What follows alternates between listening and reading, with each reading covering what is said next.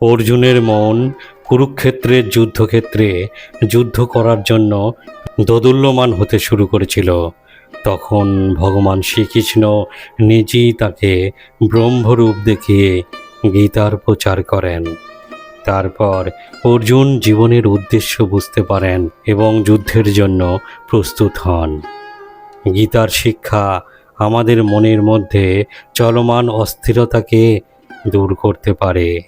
সেই গীতারই 10টি বাণী আমি আজ এই ভিডিওতে শোনাব। প্রথমত, তোমার কেবল কর্ম করার অধিকার আছে, কিন্তু তার ফলের উপর তোমার কোনো অধিকার নেই।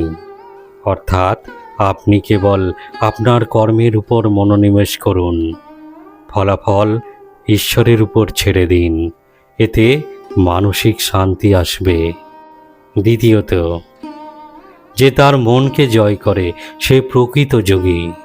অর্থাৎ আত্মনিয়ন্ত্রণ এবং মানসিক শান্তির অর্জনের জন্য যোগ ব্যায়াম অনুশীলন করা দরকার। অর্থাৎ মন শান্ত থাকলে নেতিবাচক মনোভাব থেকে মন অনেক দূরে থাকে।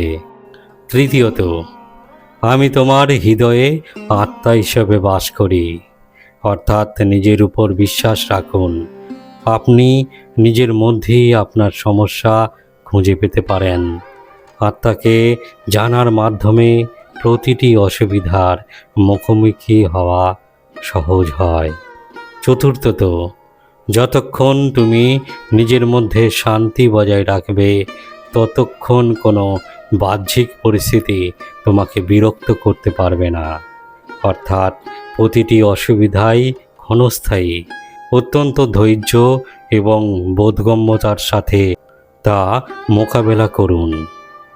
শুধুমাত্র আপনার প্রতিক্রিয়াই পরিস্থিতির পরিবর্তন করতে পারে।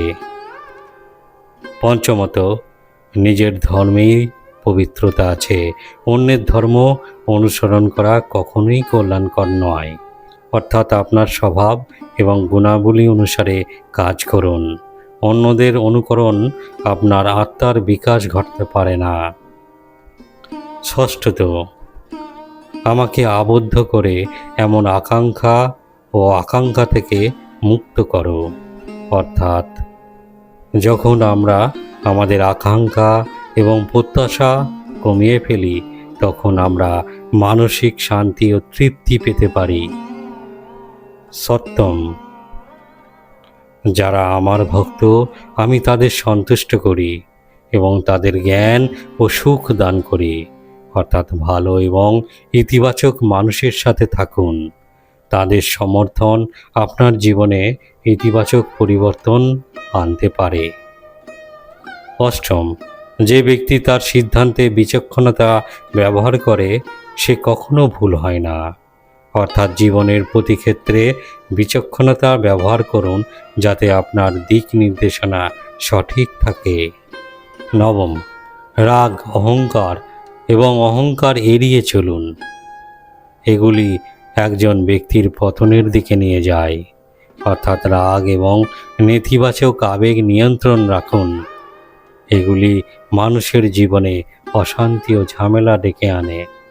দশম, একজন জ্ঞানী ব্যক্তি সকলকে সমানভাবে দেখেন, সে ব্রাহ্মণ হোক, শূদ্র হোক বা অন্য কেউ। অর্থাৎ প্রতিটি ব্যক্তির মধ্যেই দেবত্ব আছে। আমরা সবাই এক এবং আমাদের সকলের সঙ্গে সমান সম্মানের সাথে আচরণ করা উচিত। কুরুক্ষেত্রের যুদ্ধে অর্জুনকে গীতার উপদেশ দিয়েছিলেন শ্রীকৃষ্ণ।